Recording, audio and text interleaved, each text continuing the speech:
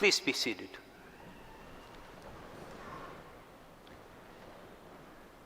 So, my dear sisters and brothers in the Lord, tonight we gather on this vigil in the Holy Night to join our voices with those of our fellow believers throughout the world and throughout time, to proclaim to the world that Jesus is risen, that he has truly risen from the dead.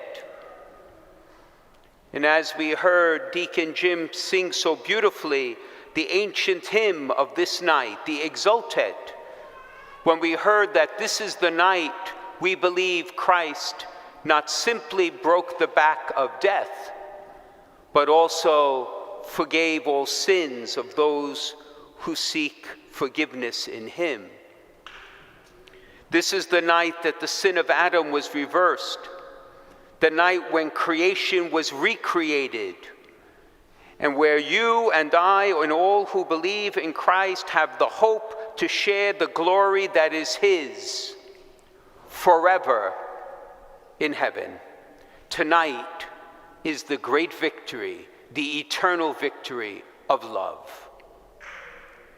And we are not ashamed or afraid to proclaim it to the world. And yet, my dear friends, as we do so, the world may ask us, where is this risen Lord that you believe in? Where are the signs of his power and grace? For you say that he has conquered death and sin and suffering, and yet the world is still filled with it. In fact, with each passing year, it seems that the world becomes ever more broken, ever more confused, where war continues to take its tolls on innocent people, perhaps in the millions, where there are more and more who are turning away from God, and more who are no longer dedicating their lives to a life of love and kindness and respect and forgiveness. The world may tell us tonight, you who believe, where is this risen Lord?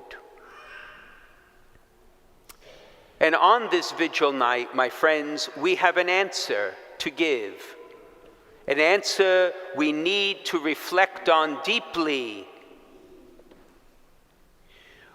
For we can see the presence of the risen Lord all around us, every day, if only we dare to look, and to look with the eyes of faith, so that we might teach the world how to look and recognize him. Recall what happened this night, my friends. Jesus rose from the dead in the middle of the night, in the quiet hours of the night, and there was no one present when he rose. He rose in the middle of a cemetery, which is the last place you would find people walking at night.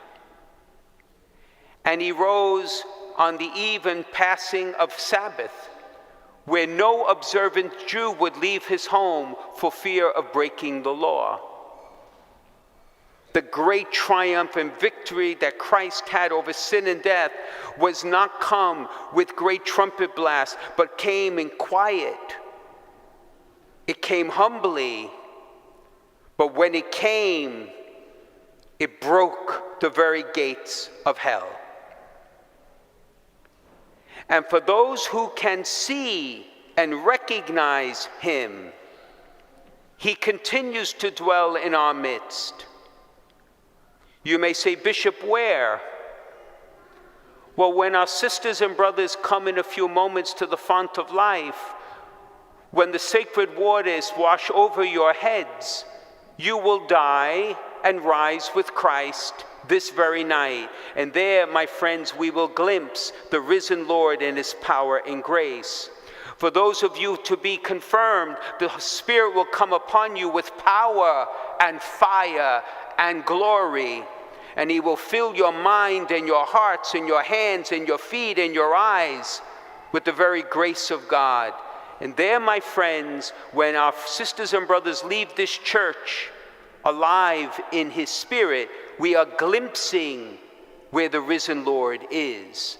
And we will come to this altar, and under the form of bread and wine, that same risen Lord will come to us, all of us, so that he might dwell in our hearts. And with our eyes of faith, we can recognize the one who left the tomb this night, for he is leading us to heaven. But there is more. My friends, when a person chooses life over death, you can glimpse the face of the risen Lord. When you see someone choosing to care for those who are dying and to walk with them with dignity and compassion, you can see the presence of Jesus risen with your own eyes. When you look into the face of a newborn child, it is the face of the risen Lord you are looking into. When you and I sit with our friends who are in distress or suffering or lonely or anxious or despairing, there is the risen Lord in his power coming to heal and set that person free.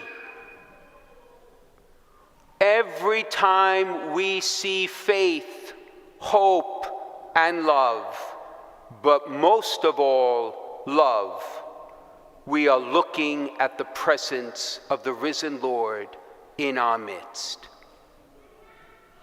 And when you and I consider that, my friends, he is all around us, every day, in the most ordinary ways.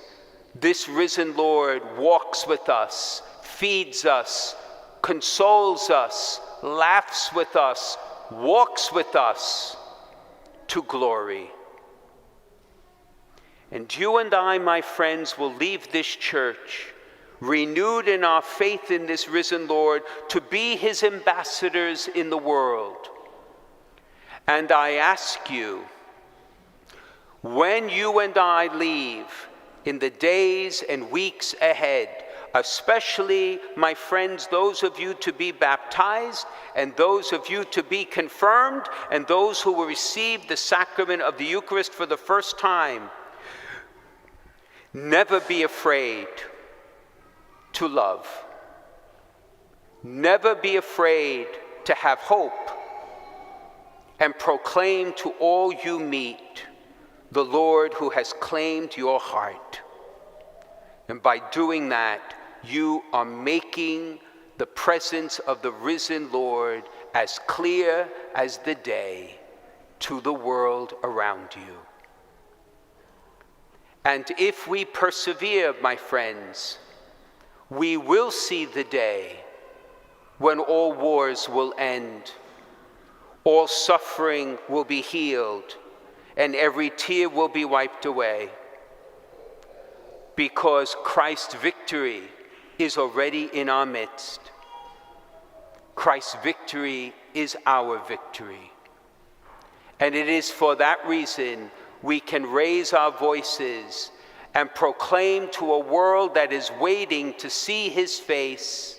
We can tell that world, Christ is risen, Christ is truly risen, and come with us so that we may show you his face.